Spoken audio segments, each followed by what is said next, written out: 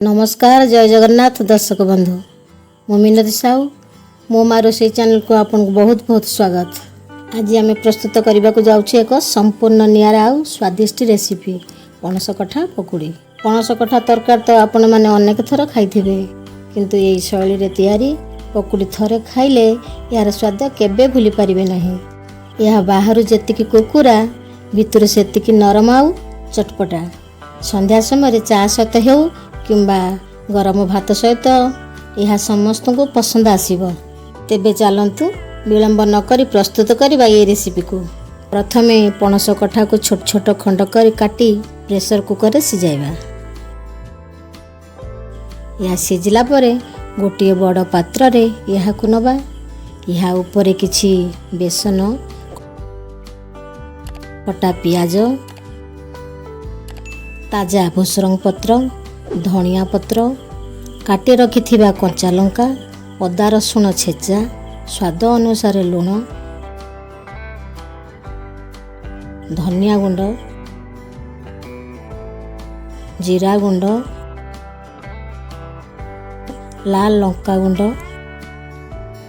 अल्प हलदी गुंड किछि धला राशि पकई भल भाव मिसी गोली दवा। मने रखंतु यह को अधिक पानिया करिवे नहीं। एबे कड़े रे तेल गरम करिबा।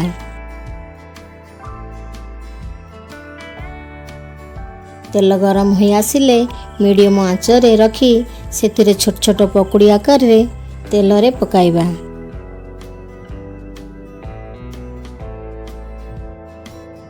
यह सुनेली रंग हेबा पर्यंत दुई पट भल भाव छाणीबा। देखंतु पकुड़ी केमिति कुरकुरा देखा जाउची।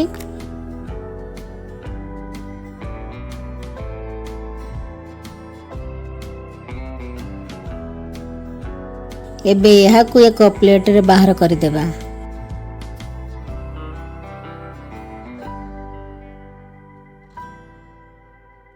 तैयार हो गला आमर गरमा गरम पणस कठा पकुड़ी। यह को आपण टमाटर सॉस किंबा धनिया पत्र चटनी सहित परिवेशन करि परिबे। आशा करूची आपण को आज रे रेसिपी भल लागिथिबो। जदि भल लागि थाए तेबे वीडियो को लाइक करंतु निज संग मानक सह शेयर करंतु एवं आम चैनल मो माँ रोसई को सब्सक्राइब करने को जम्मा भूलिबे नहीं। पुणी देखा है एक नुआ रेसिपी सहित। से पर्यंत रहुछि। धन्यवाद। जय जगन्नाथ।